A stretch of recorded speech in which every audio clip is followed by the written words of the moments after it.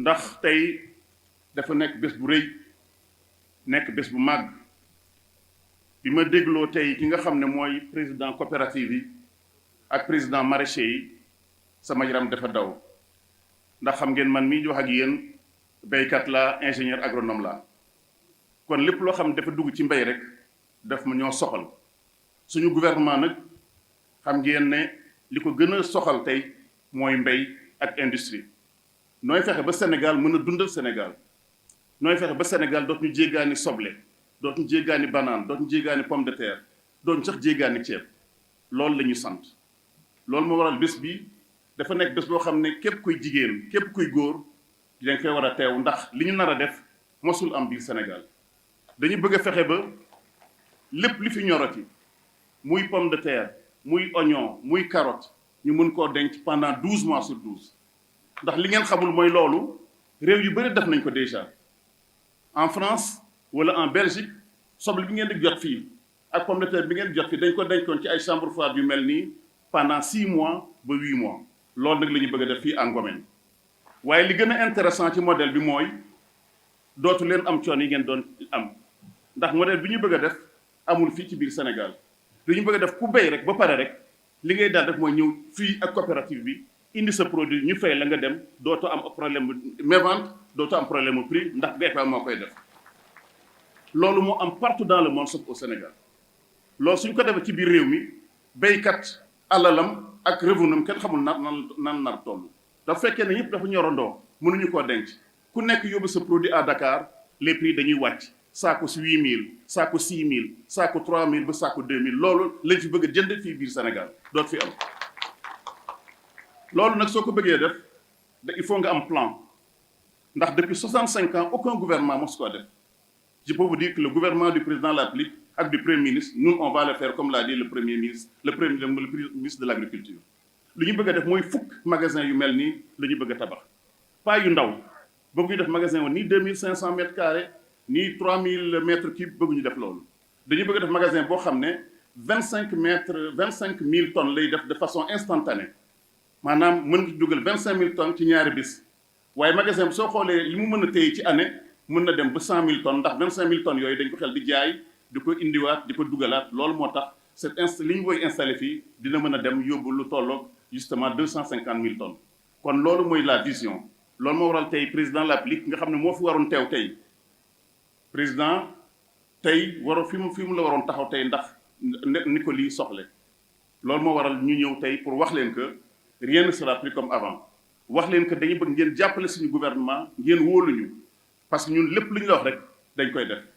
lépp lu ñuy wax rek dañ ci war a taxaw kon loolu moo waral ma bëggoon remercier d'abord ñi nga xam ne mooy les partenaires d'abord commencer par waa Agricole nga xam ne ñoom dañoo ñëw wóolu ministère bi ñëw nañu il faut ñu def un partenariat pour ñëw fexe ba tabax ay chambres de commerce partout ay chambres froides partout ci biir Sénégal kon war nañ leen gërëm aussi ki nga xam ne mooy nos amis de l'Allemagne nga xam ne ñoom ñoo am xarañ boobu ndax chambre froide yomb na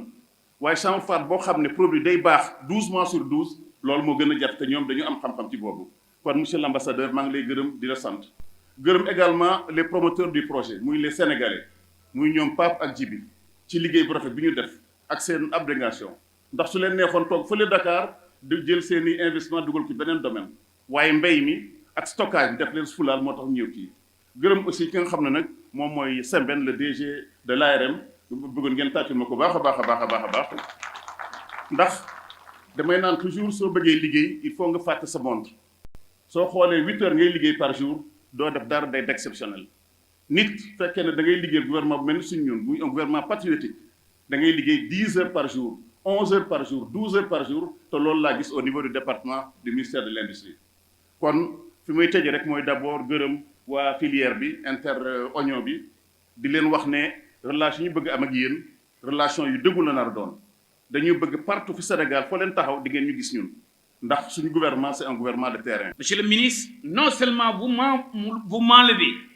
une grosse épine du pied, le fait que ce projet soit 100% privé aussi fait appel aux Sénégalais, aux investisseurs sénégalais qui ont amené leurs partenaires, que je remercie, que je félicite pour contribuer à ce fléau qui cause plus de 30% des pertes chaque année. Sans la chaîne de valeur froide, sans un système de conservation avec reproduction normé, la commercialisation de nos produits horticoles est limitée, non seulement dans le temps, mais ça aussi décourage nos braves producteurs, la brave jeunesse de Ngomen. Donc, Monsieur le ministre, chers partenaires privés, nous vous disons un grand merci. Monsieur le ministre, avec la construction de cet entrepôt frigorifique dans des zones aussi stratégiques de haute production comme Ngomen, relais de haute consommation, mais aussi qui nous permet de créer de la richesse nationale et des emplois, nous vous disons, Monsieur le ministre, Monsieur le directeur de l'AMRM, chers partenaires privés, nous vous disons un grand merci. Nous disons aussi un grand merci à la coopération allemande. Nous avons vu que GIZ, à travers Invest for Job, KfW, vous n'avez ménagé aucun effort, non seulement pour accompagner la production, mais aussi accompagner le Sénégal, la jeunesse sénégalaise, pour éviter les pertes records. J'ai bien aimé le discours de l'ambassadeur quand il a dit « Si vous n'êtes pas en paix chez vous, ça pourrait nous impacter. » L'immigration clandestine nous interpelle tous, non seulement en tant que secteur privé, mais en tant que secteur public. Donc cette solidarité internationale dont GIZ, dont la KfW est en train de faire preuve, Monsieur l'ambassadeur,